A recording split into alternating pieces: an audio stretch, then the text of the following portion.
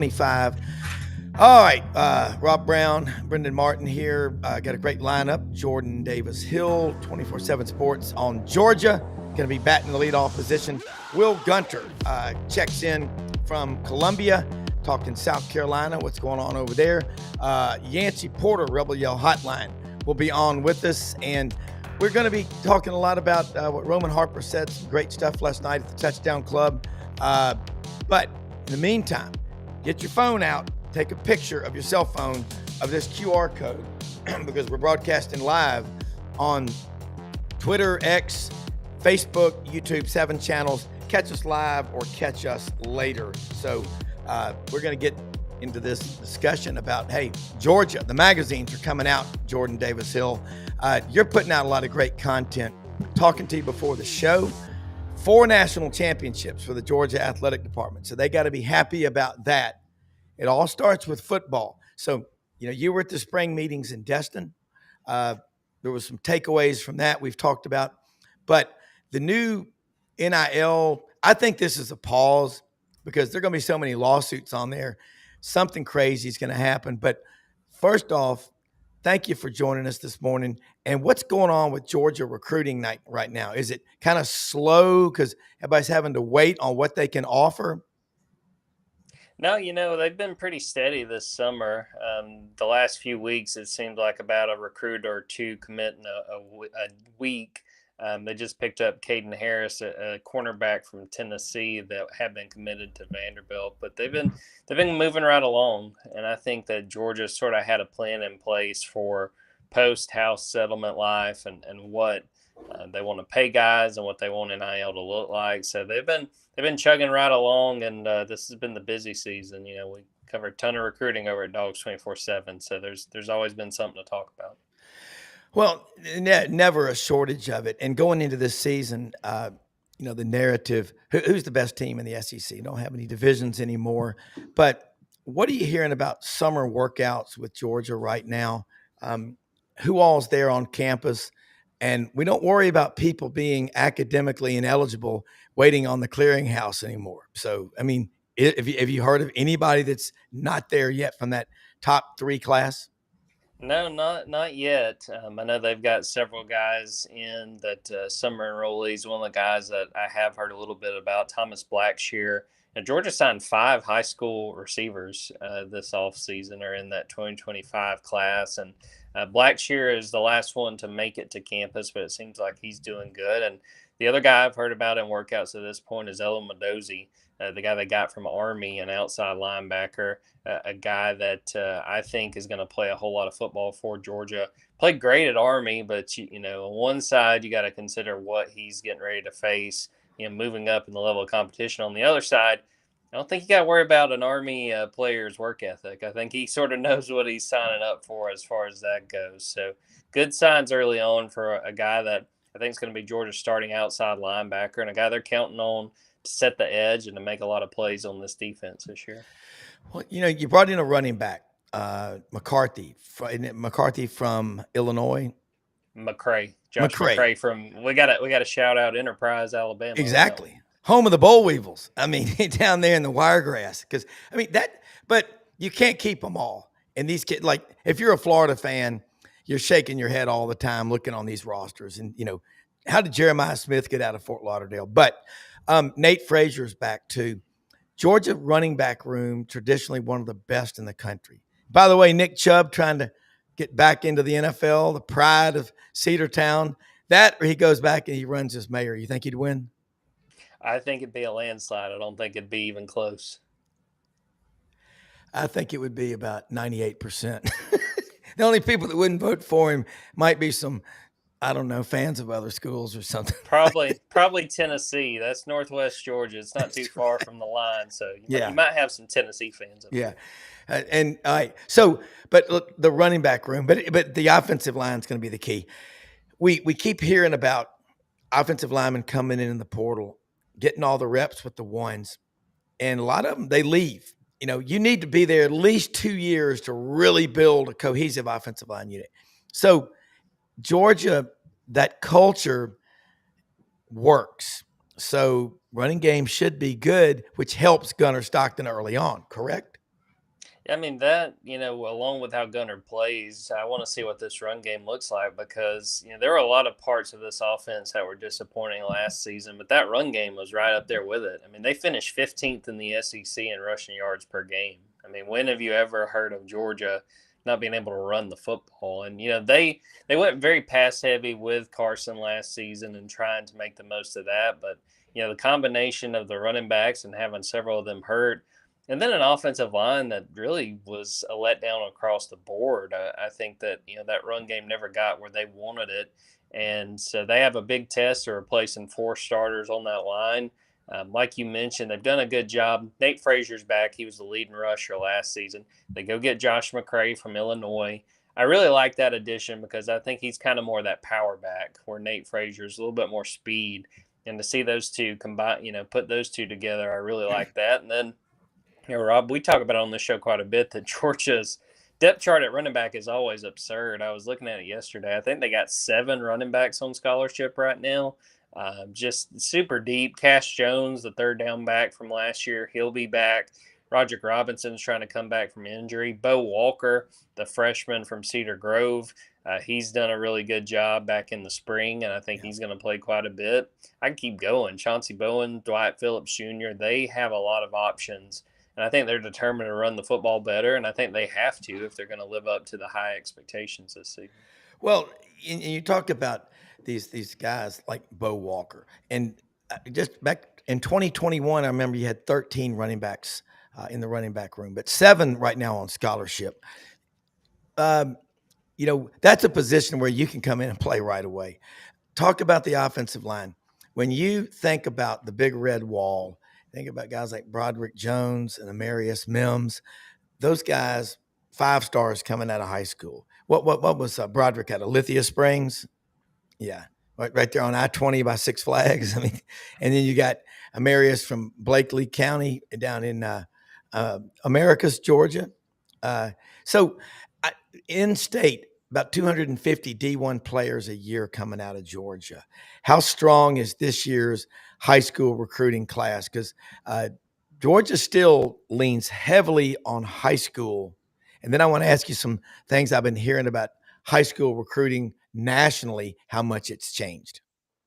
Yeah, I think the biggest thing with in-state, I think Georgia is very smart about recognizing when the in-state class is very strong and when it's not, taking advantage elsewhere. I mean, I think it's a situation where this is a very good class in the state of Georgia in 2026. And you go look at what Georgia has already accumulated from the class to this point. There's been a lot of in-state guys that they've already got committed, and several guys still on the board that they're chasing. I mean, one right down the road, Kamari Brooks from North Oconee. I mean, he's a guy that Georgia really, really wants in a fight with Alabama. And yeah, I mean, I think when you look at recruiting nationally, I am interested to watch these next few years just to see.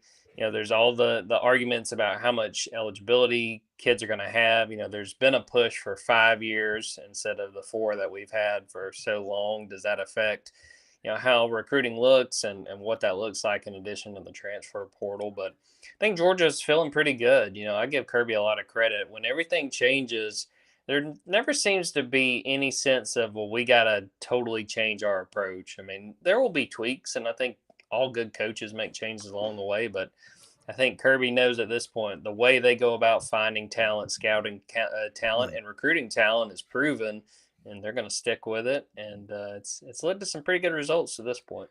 No, it has. And so you keep hearing about, let's say on a typical year, 134 Division I football programs. If they all sign about 25 kids, that's around 3,400 plus players. I'm curious how many high school kids now are signing versus people just going into the portal and getting retreads and buying guys, pre-owned automobiles, pre-owned players. They've been in another school. Maybe 1%, 34, 35, 5 stars a year in the country, 350 to 400 4-stars. The rest of them are 3s and 2s, and then you got the non-rated guys. And that isn't because they're not good, probably because nobody evaluated them. Georgia, 4th most talent-rich state in America. if Georgia doesn't get them, it used to be half the time Clemson or Auburn did. How hard is it with so many transients coming in to the Atlanta area? Why has Georgia struggled? It's hard to believe at Buford, that power program. They're the University of Georgia. You would think the kids would walk to Georgia for an opportunity. I think the example with Buford, and they've actually done a pretty good job. They got KJ Bolden in the Yeah. last class, and Yeah. or two classes ago, and they got Graham Houston committed, who's an offensive lineman in the 2026 cycle. I think a big part of it, when you think about Buford, you think about Gwinnett County, where that is. Gwinnett County is a county now in the state of Georgia. I mean, it's in the last 10, 15 years, it's been one of the fastest growing in the state. Yeah. And that means you got a lot of people moving in. You That's don't right. have a ton of kids that grew up, 4 years old watching Georgia play. I mean, they were from all over the country. So Yeah. I think that's the piece with Buford. And the thing is too, I think, I saw some of this when I covered Auburn, and there would be a lot of good talent in East Alabama. Sometimes you just get kids who want to go off and go do something else. Leave home and do that. So no, you're not going to hit on everybody. I tell the joke all the time. My dad's a diehard Georgia fan, and especially when I covered Auburn, every week, every game week when Georgia's getting ready to play Auburn, he would text me and say, "There are 25 kids on this Auburn roster from Georgia." Yeah. Just furious. And I Yes. would be like, "Dad, Georgia can't sign everybody." Yeah. And along the way, there are guys that weren't on Georgia's board or were lower on their board than guys they got. So it's one of those things, you're not going to hit on every dart throw in the state of Georgia, and a state with as much talent as Georgia. But I mean, to Kirby's credit, he's kept the majority of the guys they wanted in state. And I think without that in-state talent, you're not looking at 2 national championships while Kirby's been here. Yeah. I mean, 250 players in the state, D1 a year. Georgia might sign 11, 12. And if it's a great player and Georgia wants him and it's an in-state kid, it's almost impossible to get him out of the state. So that being said, let's talk now about the defensive line. It was funny last night. Roman Harper was talking at the Touchdown Club about all the talent Georgia has. And he said, the guy at Philadelphia. And I said, yeah, Jalen Carter. But people forget just a couple of years ago, the number one pick in the draft, because I used to go over to Thomaston, Georgia, Upson Lee, Upson Robert E. Lee High School. They combined it right there on the Flint River, man. Travion Walker, number one pick. People just, like 6'5", 270. That program is so deep at Georgia. But defensive line wise, you got any Nate Websters or Eddie Meat Cleaver Weavers on that roster? Ask your dad about those guys. I've heard about Meat Cleaver Weaver, I can promise you. Yeah. I think the biggest thing that I think is a strength of this team, I think they've got some really talented defensive linemen. I'd say Christian Miller is the guy that's got a chance to really break out. But I think they're pretty deep. And I think about in 2022 when they won that second national championship, that was the first year I was back on the beat. And they were so deep at defensive line that in that Peach Bowl against Ohio State, they were doing such a good job rotating guys in and getting a guy like Michael Williams, who was a freshman on that team. I don't know that he started that game, but he played quite a bit to keep those guys fresh and to keep those guys going. But the names I would tell people to watch out for, Christian Miller, I think, has a chance to play his way into a first-round pick in 2026. Jordan Hall's kind of the guy that we all need to see break out. I think he's got a chance to be the starting nose tackle, a former 5-star from Jacksonville who, dealt with injury last year and wasn't able to play very much with the same stress fracture to both legs. And he fought his way through that. And the other guys I'd say, Xavier McLeod, a guy they got last season from South Carolina. I think he's going to play a lot. And then I would be remiss not to bring up Elijah Griffin, 5-star out of Savannah Christian. This guy is going to be the next guy. He may not start this year. He may be a guy that only rotates in. There's going to be some games when they play like the Charlotte and when they play Austin Peay. I'm going to go ahead and predict you're going to see Elijah Griffin get in the game and do something that's just like, man, this is a different kind of cat. Yeah, he really is. Jordan, man, I know we put it on me, late start here this morning. Appreciate your patience staying with us and look forward to you being on next week again. Let people know how they can follow you. Again, people, it's a nonstop Georgia coverage, and they got a deep depth chart, don't you? Your front seven on that roster down there at 24/7 Sports covering Georgia, very strong. But how do they follow you? And again, thank you so much for your time. Appreciate it, Rob. Dogs247.com. If you're a Georgia fan, 50% off sale right now. Get on it because you're covered through football, basketball, and baseball season next year. So it's a good time to hop on board. On Twitter at Jordan Davis Hill, on Twitter at Dogs247. Tell people to check out our YouTube, Dogs247, 12 p.m. Eastern Time, 11 a.m. Central Time today.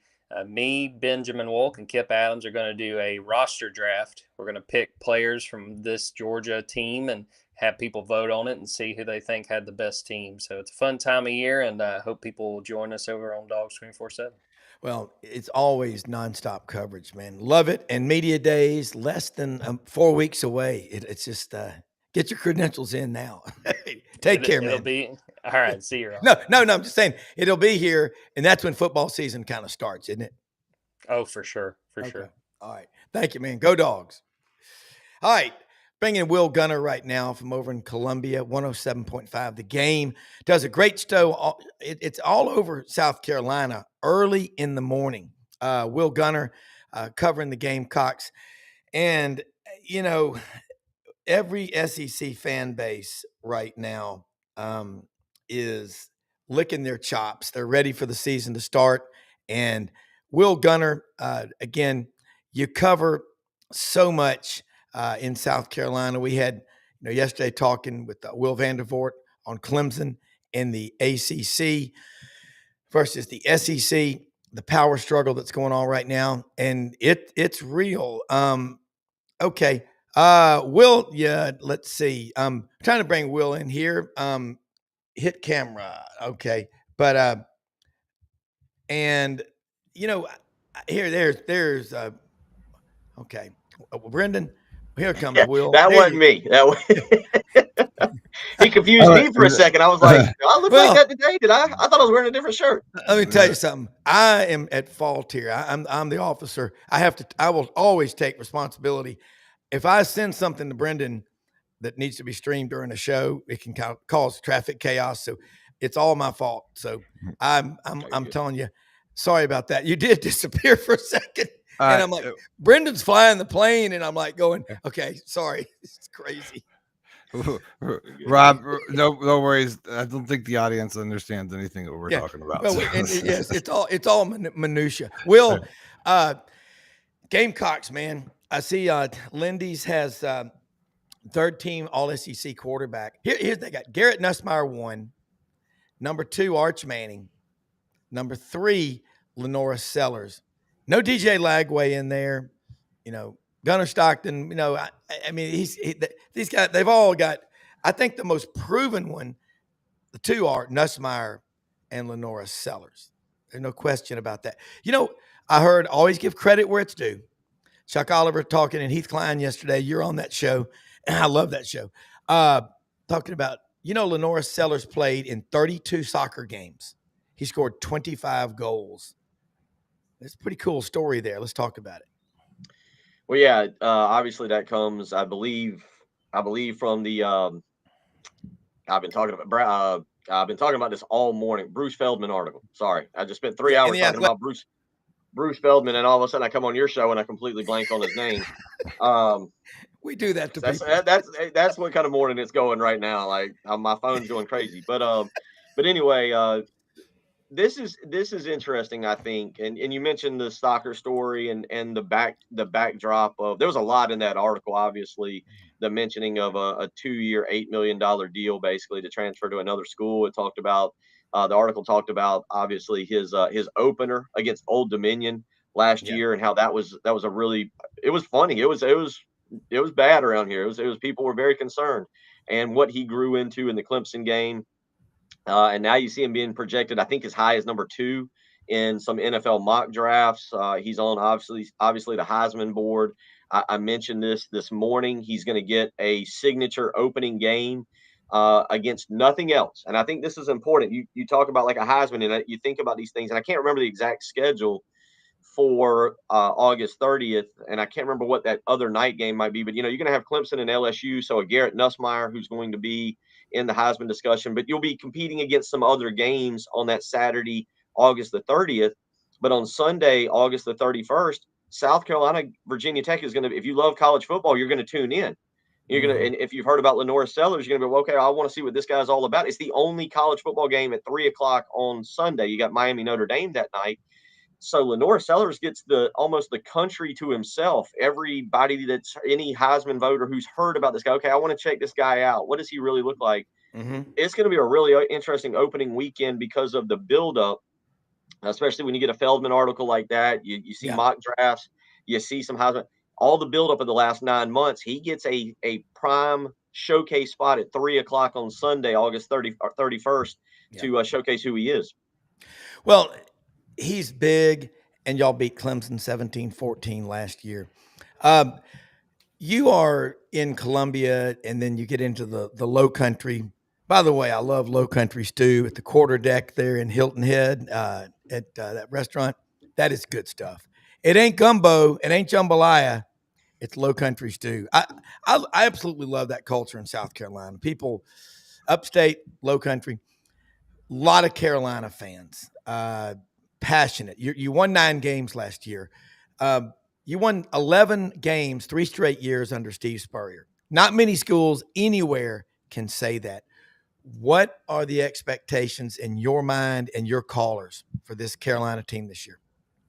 It's growing. It's growing, and it's gonna continue to escalate through SEC media days. I think one thing that's happening that's causing expectations to rise is the realization now that this is probably the last year for Lenore Sellers. That this will probably be it. And is he a generational quarterback? Is he is he just a really good quarterback? We're gonna have to watch and see. But when you see the hype train building like this for him, and what you're seeing is basically South Carolina fans going, oh, it might have gone from, I think it went from, hey, if we win 9 games again and just miss on the playoffs, that's okay. We're building something. And I think because people are seeing the hype of Lenore Sellers and they're going, oh, wait, this is probably the last year we have this guy and he's going to go off to the NFL. This is kind of becoming the year. Does South Carolina break through and get into the college football playoff? If you don't, I don't want to say if you don't do it this year, when does it happen? That's unfair with college and transfers and everything these days. Yeah. But I do think people are looking at it now going, boy, this is maybe the closest. Now it's a 12-team playoff. We know how close we were last year. Clemson's at home, Alabama's at home, Oklahoma's at home. You got to go on the road to LSU. You got to go on the road to Mississippi. But you start looking around and you go, man, maybe this is the year we have to make it happen to prove that we can do this in our lifetime. Well, you look at the schedule and, that term logo fever comes to mind. And the teams, not all of them are going to be as good as expected. Some of them that aren't expected to be good will rise above. And you look at South Carolina last year. Did those guys, you think, believe they could win those games? I think like the LSU game, they had it and they didn't. The Alabama game, boy, that one in Tuscaloosa, they felt like they let that one get away from them. What was the game last year where you looked at South Carolina and then remember what they did to Texas A&M? I know Casey Goodjohn's watching out in Cleveland County, Texas right now, and 44-20. I mean, that was your statement game last year, and then of course the win at Frank Howard Stadium. I mean, yeah, there was a lot of instances. I was there in Tuscaloosa for the Alabama game, and it's funny, I had planned that one last summer, and South Carolina gets run absolutely out of the building, get home by by Mississippi the week before, doesn't score an offensive touchdown. Yeah, it's 27-3, and I'm talking to my 13-year-old son, and I'm like, well, hey, at least you're going to get to see a different stadium, a different environment, a different pregame, a different, everything that you see that's different than being at a home game. And I was like, that's cool. We probably are going to get smoked by Alabama, but you get to see a different stadium. That'll be cool. And Alabama fans are generally nice when they're up on you by 4 touchdowns. So you go to that game, and all of a sudden South Carolina's winning at halftime, and South Carolina's in the third quarter, in the fourth quarter with the ball, or in the fourth quarter with the ball and a chance to win. And it was watching that team grow. And if you think about it, Rob and Brendan, the next week they go to Oklahoma and they end that game within the first 5 minutes of the game. The defense takes over. It's 2 defensive touchdowns, and that thing's over. The ball game's over, and Oklahoma fans can't even sit in their seats before they're down 21-0. And then you take that, and all of a sudden, the Texas A&M is next. And the Texas A&M win was big, but let's be honest. Wow. If Texas A&M had lost to LSU at home, people wouldn't view that Texas A&M game the same, because Texas A&M wouldn't have been, I think, at that time 6-0 in conference, and really, all of a sudden we were talking about them as the conference, as getting to the conference championship game. So all of a sudden that added magnitude. But then you talk about the Missouri game, and Eli Drinkowitz in Missouri has been a bugaboo for South Carolina, and South Carolina was able to win that game. They do it with Lenore Sellers leading them down the field in the last seconds and running the little play to Rocket Sanders and him getting in. The legend of Lenore Sellers continued to grow. And then you go 2 weeks later, and that's what you're talking about. South Carolina goes down the field at the very end, and Lenore Sellers scrambles and runs it in. So there was an evolution there. I don't think it was just the Texas A&M game. I don't think it was just the Clemson game. There was an evolution from that Alabama game that they should have all the way to the Clemson game. Recruiting football it's the lifeblood. High school, but also the portal. So you got to mesh them all together. How's that going for Carolina?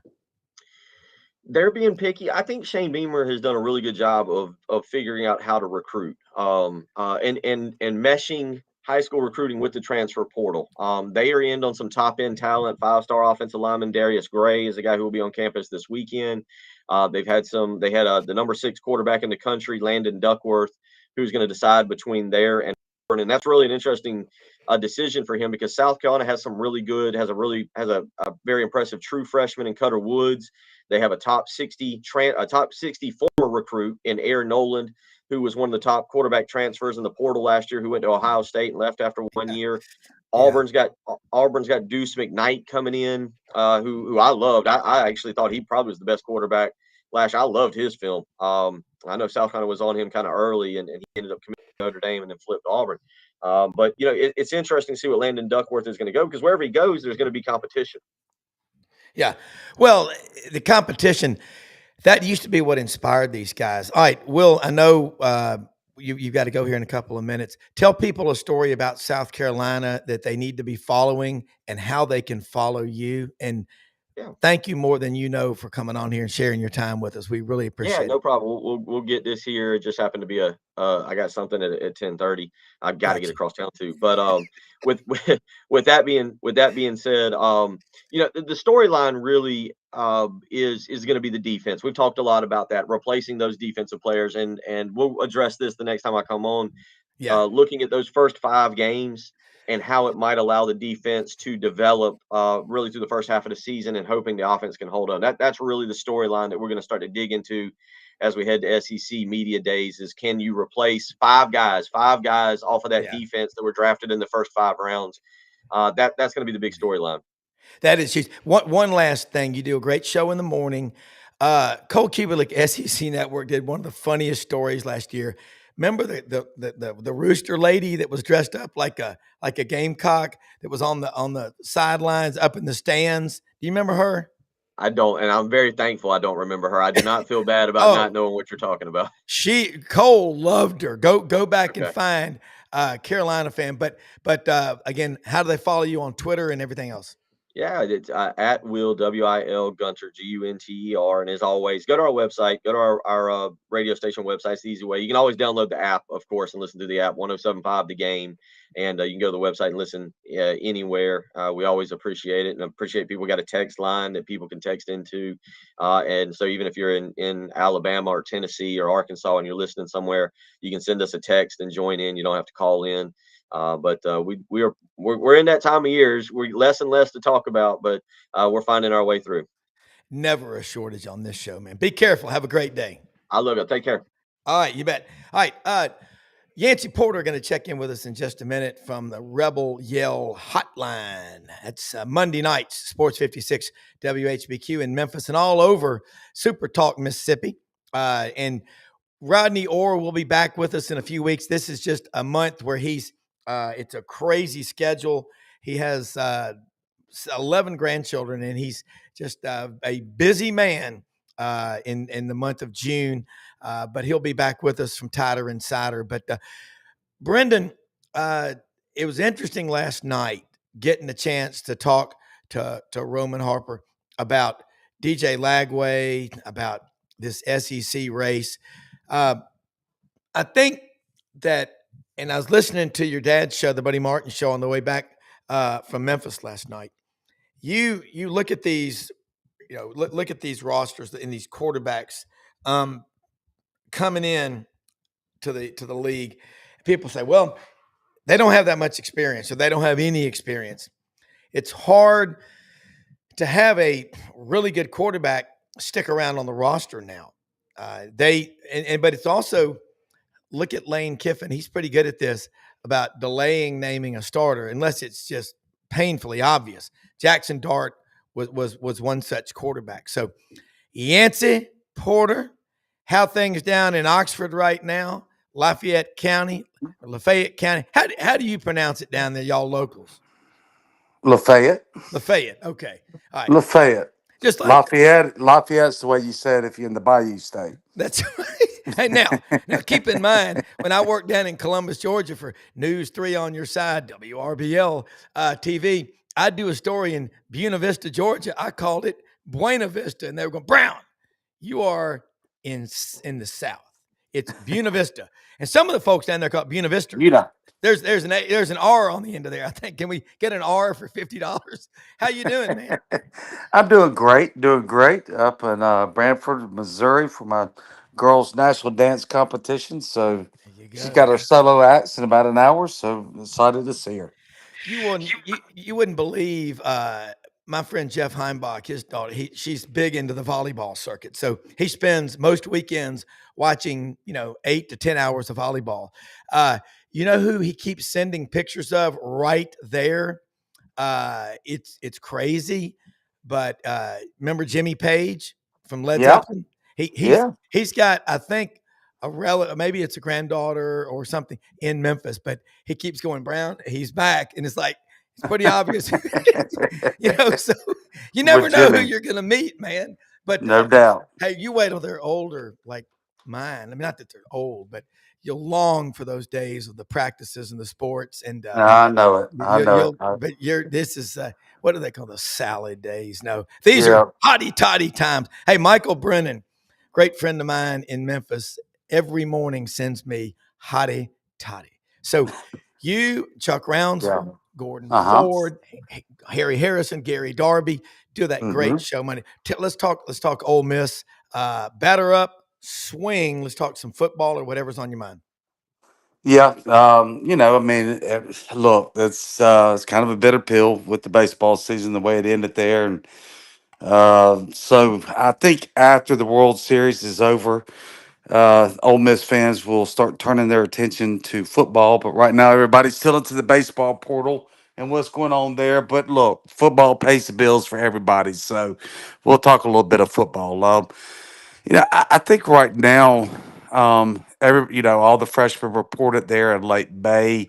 They've been in for a couple weeks now. The ones, you get some guys that graduate early that arrive there in December, but the majority of the freshman class is in. It's really hard for freshmen to produce on the field in this era, right? When you're having portal players with so much experience. I can remember when teams like Alabama, and it was kind of like a race. I remember Orgeron loved to say at Ole Miss, we got 18 freshmen playing.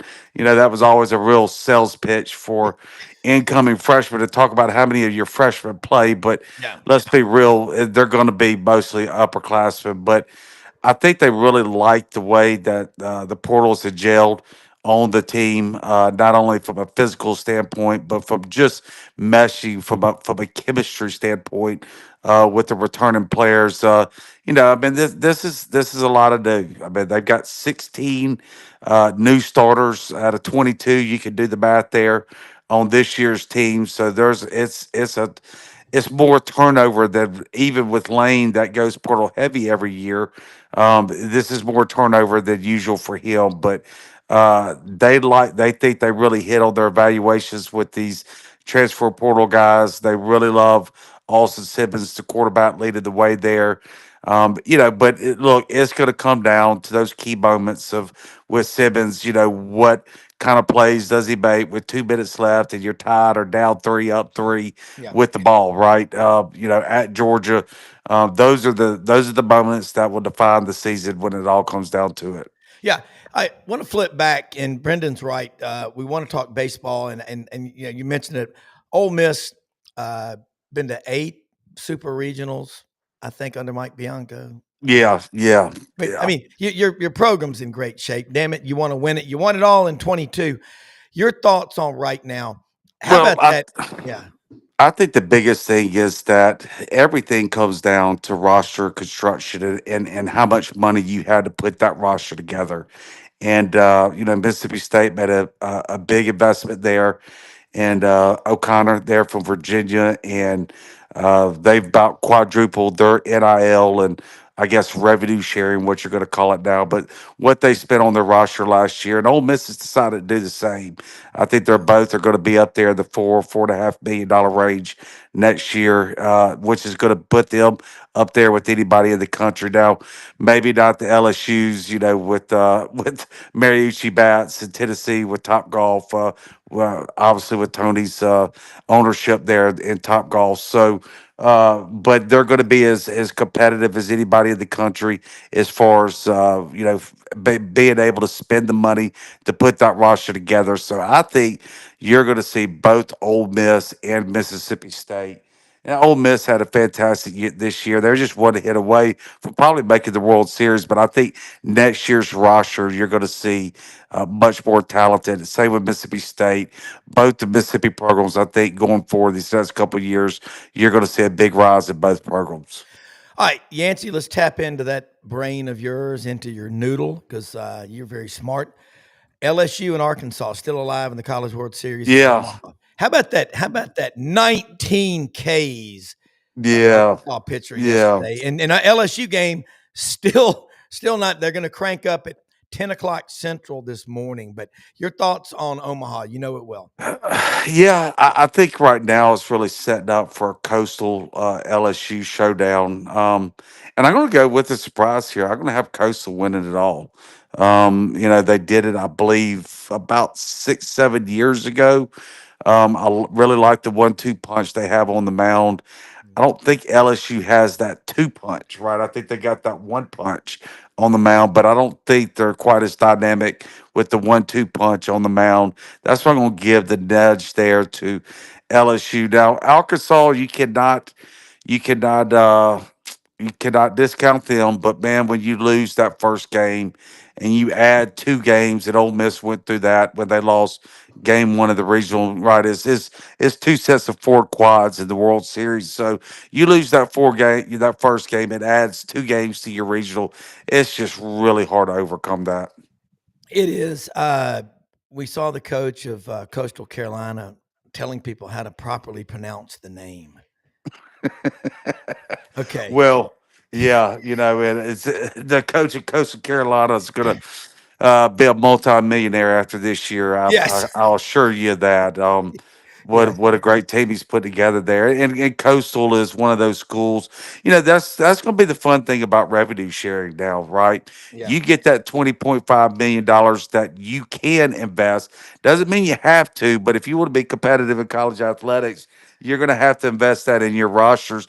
How do you decide to divvy that up, right? Yeah. And so that's what's going to be interesting how this falls, because I said this last year, the SEC in basketball better have fun being at the top of the mountain, because don't think these traditional basketball schools like Villanova and the Rhode Island and the programs without much of a football, UConn, they're going to be spending heavy on basketball, while the SEC teams are going to be spending heavy on football. But programs like Mississippi State, they decided they're still going to go the heaviest on football, but they're going to go heavier on baseball, probably double than what everybody else in the SEC. So that it gives the schools the flexibility to say, "Hey, at least we're going to be good at something. This is what we want to be good at." Yeah.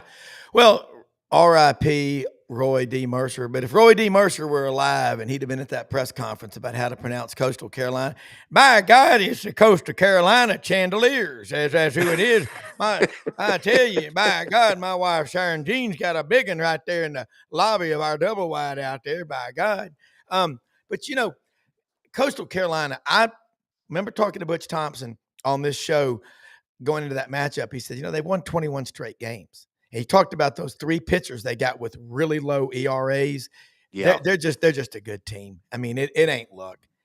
No, no. I mean, yeah. you got it's just there's I mean there's you have your exceptions, but you have to have that 1-2 punch, right, with Yeah. a third reliable arm that Yes. can get you out of situations, but you got to have that 1-2 punch, and they've got it.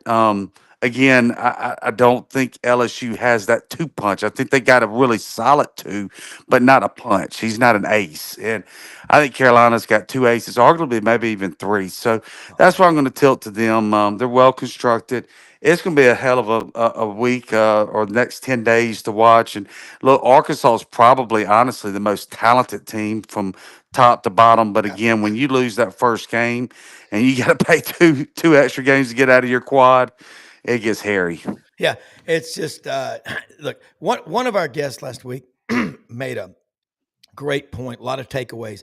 But he said 1 through 4, I like LSU's pitchers better. 5 through 10, 1 through 10, you go with Arkansas. Hey, check out that hat. I'm wearing one of these good looking lids here from Hewlett and Dunn Boot and Clothing Company out there on the historic square in Collierville, Tennessee. So get you one of these hats, man. They only got 100 of them and they're going fast.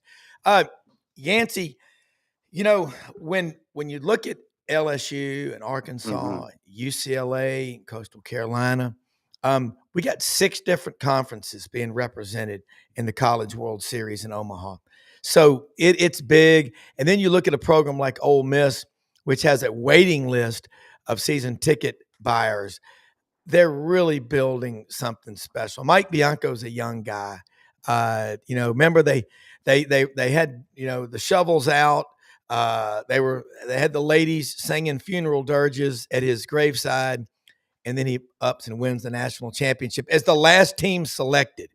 Ain't that America? Isn't that the American way? Horatio Alger. I mean, come on. You can't He's get the cat. He's better the than cat that. with 9 lives. That's right. I mean, I love we're cats. Real talking. mice and We're rats. talking about year 25, and I look. Don't be surprised.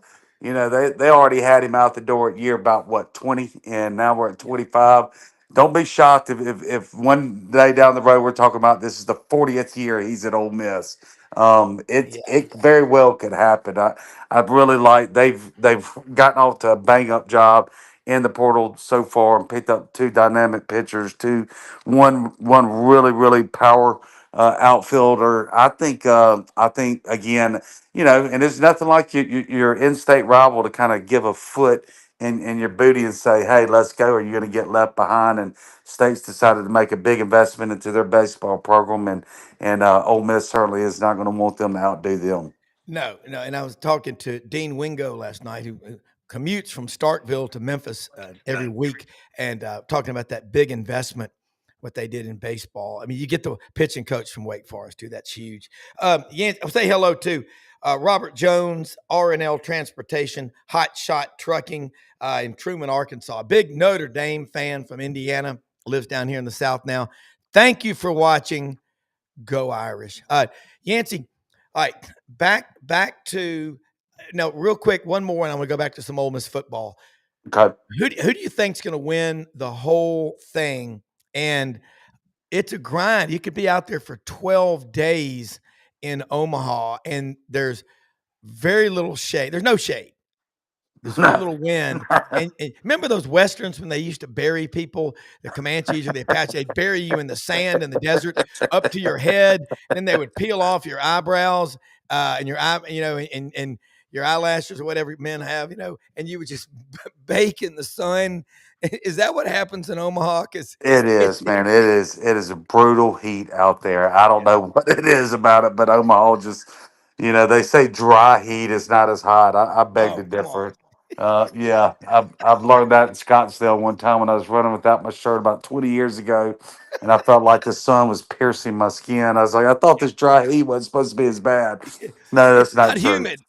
Yeah, yeah. No, I like Coastal. I like that 1-2 punch they have on the mound. I like the balance they have at the bottom of the lineup, and they're a great fielding team. So, I just think they're the most well-rounded team. I think Arkansas is the most talented team. I think LSU is probably the second. You're going to see them. LSU probably have the second most high-end draft picks. But that doesn't always mean who's the best team, right? So Yeah. I still think it comes down to Coastal and LSU, unless Arkansas can do just something special here and get out of that losers bracket, which again, 5 games to get to the championship round is really, really tough. All right, back to Ole Miss football. Hotty toddy. Suntarine Perkins. Did I pronounce Yeah, that correctly? yeah, Suntarine. yeah. They call him Lo- Get Perkins. yeah. What, 10 and a half sacks last year? Bunch of or tackles for how many tackles for losses? Ole Miss the last few years, their defensive line. You really are the guy that gave me the great one. How many guys they trust? And we all know if you have 12, 13 guys you trust, you're in good shape. Last year, you said it was maybe 9. What's the number of defensive linemen? And by the way, Al Golding, or Pete Golding, not to be confused with Al Goldman, the former head of technical market analysis at A.G. Edwards, a great man, smart man. But Pete Golding is proving that he can coach. And I think the time he spent with Nick Saban, he learned a lot. But man, he can coach. This is the time of year when you watch a lot of these inside the Ole Miss football program on the SEC network.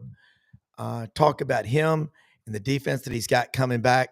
Not to mention Austin Simmons, who is 19, already graduated from college and working on a master's. Yeah, I mean, you look at Pete Golding. He's a classic example why fans are not coaches or administrators, right? Yeah, yeah. I mean, Alabama was ready to Quote of the to show. run him out of town, and I mean, he's just one of the elite premier defensive coordinators in the country. The Bama fans could have not been more wrong about him. He's taken Lane to the next level. We've all known that what he can do offensively as a coach, but having Pete there, where now he can really balance his time on both sides of the ball, and Pete's also a hell of a recruiter on top of a coach. So he kind of brings that double dynamic sword to your team, where he can not only coach but recruit. We see a lot of great coaches that aren't very good recruiters, and a lot of great recruiters that aren't very good coaches. But he can do them both. I think that as far as relying on the defensive line, I think they've got 8, 9 guys. I think that 7 right now they feel like they could go to war today. I think there's a couple more that they think that are going to be ready by the time SEC rolls around. That have got all the tools, just not quite the experience right now. But 7, if they had a lineup today, I think they think that number can grow to 8 to 9 by the time SEC plays along that defensive line. All right, so you look at the SEC, and I'm holding here a copy of Lindy's Football Magazine. I think this is their 45th year of doing this. Okay, Lindy Davis, the folks there in Birmingham, they've got Texas 1, LSU 2, Bama 3, Georgia 4, Oklahoma 5, South Carolina 6, Florida 7, Ole Miss 8. So we'll break down those teams. What do you South think? Carolina was what? They've got South. I'm talking about in the conference, not nationally. Okay, okay. My apologies here. I'm not Ed McMahon. I'm not looking up on the Okay, I couch. like their quarterback too, but that's 6. Yeah, That was. yeah. My my I don't my. know what they were drinking that when they came out with that poll, but Hey, no, yeah. they might end up 6 now. I mean, That don't sell sellers short. And no. I like South Carolina's head coach. I really do. Yeah, I do too. I think they're going to be good this year, but top 6, I don't see that. Yeah, But yeah, in the SEC wise, okay, they got yes. Texas 1. Keep going. Who 2? Well, Texas 1, LSU 2, and Bama 3. Those are your top three, and that's how they pick. Well, the you got conference. You got Arch at quarterback there, who everybody projects to. He's not proven, but come on now, he's a Manning. Yeah. So you definitely got to put them at one. Who at two again? LSU. LSU. You got Nussmeier coming back up. The most accomplished quarterback in the SEC returning. Um, Kelly is a guy that really proved his merit at both Cincinnati and Notre Dame. Yeah. I don't doubt his coaching ability. I think that's a safe two pick. I could go with that. Okay. And then at Georgia 3, Alabama 3. Bama 3 ahead of Georgia. Alabama, Crimson. Yeah, that's just off media stuff. But Georgia's got to be 3. I would actually I would have Texas 1, Georgia 2. I think LSU's too high there, even though I understand what they're thinking with the quarterback returning. Keep going. Okay. Georgia 4, Oklahoma 5, and South Carolina 6. Keep in mind, those of you watching and listening, don't drive off the road and go crazy. This is just within the conference. Yeah. Oklahoma. I have no clue how they got them ahead of several other these other programs. That one is just an oddball pick there. That's grasping for straws and hoping you win the lotto. Yeah. But, Well, last year it was really kind of tiered. You had 3 or 4. There was another tier, and it'd be interesting to see if that plays out again this year. With Bama, you know, with him getting his offensive coordinator back and the comfort that they have with each other, I think that's going to be a big deal. But with Ty, I don't know. I don't know if I'm fully invested that he did. He doesn't react well to pressure. I'm not sold on him. I think in the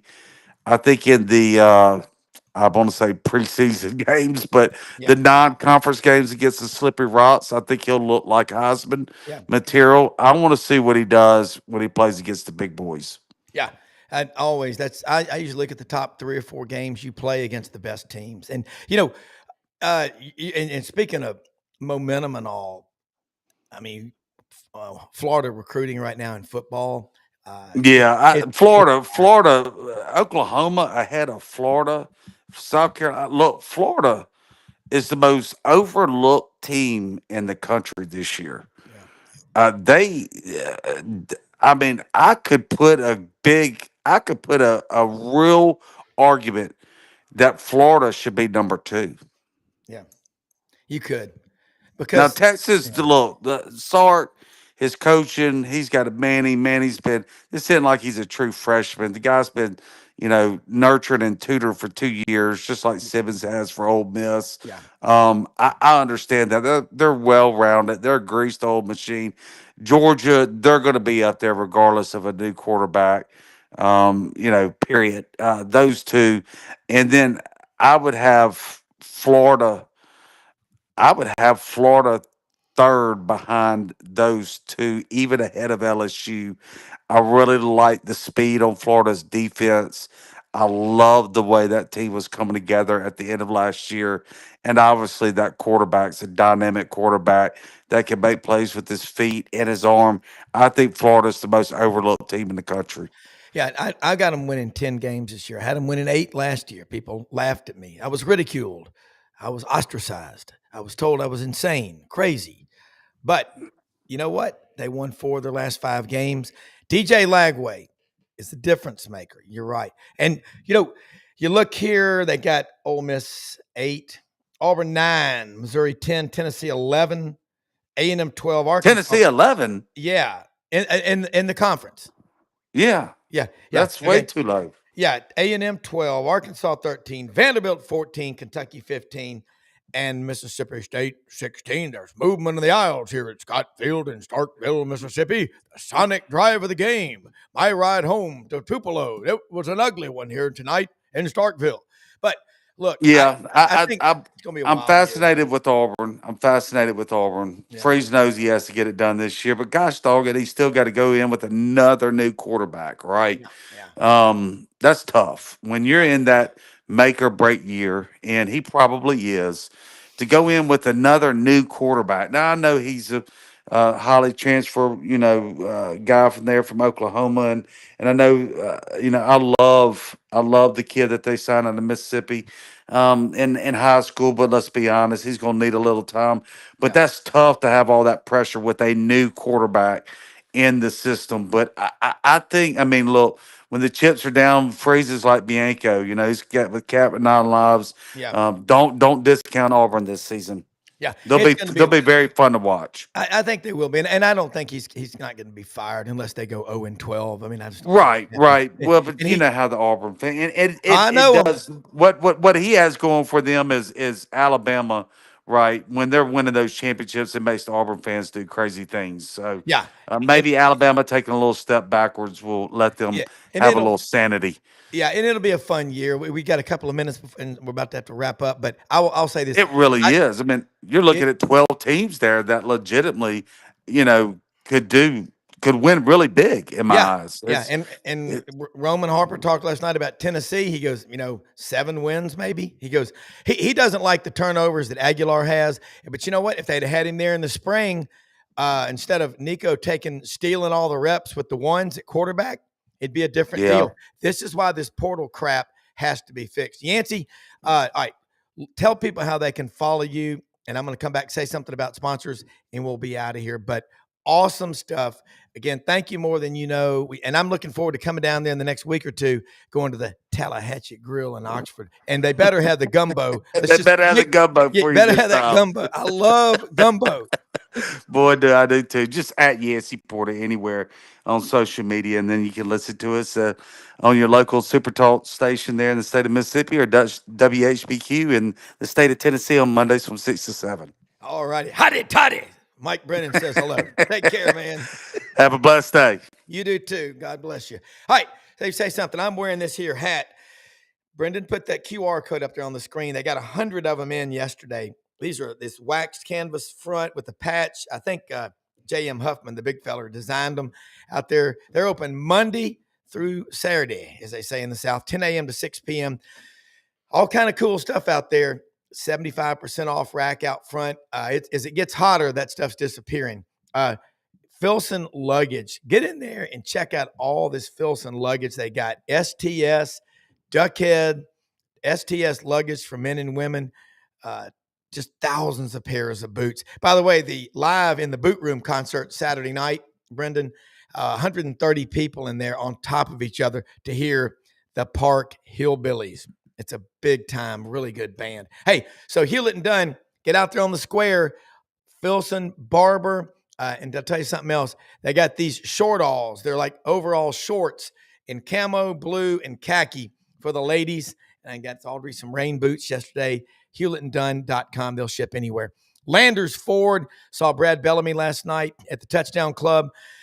Heck, man, call out there. Get on there. Ask for Brad Bellamy, the general manager. He wants to help you achieve your dream of getting a new car, truck, or SUV. They're open 7 a.m., 7 p.m. Monday through Saturday, every day of the week except Sunday. I talked to Don Kitchens yesterday. You talk about NIL, played football at Ole Miss. He lives the dream, okay? Touchdown Club in Memphis was fun last night. Also, winter timber, we talked about them earlier.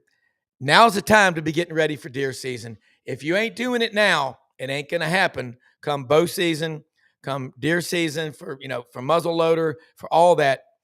Get what you need from Winter Timber Outdoors. Athens, Alabama, trying to grow all over the footprint of the SEC. Store opens in Auburn in about 6 weeks. 13,000 square foot store on University Drive in Auburn. For executive producer Brendan Martin extraordinaire, great show today. Lively conversation. Got Anwar Richardson tomorrow from orangebloods.com talking Texas.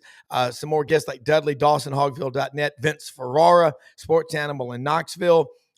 Lot to cover. Watch the Buddy Martin show tonight. Most often we see the face of Christ in the least among us. Go out and help people, make a difference, and do like Roman Harper with his foundation. It's unbelievable the great stories happening. See you tomorrow. Thanks for watching.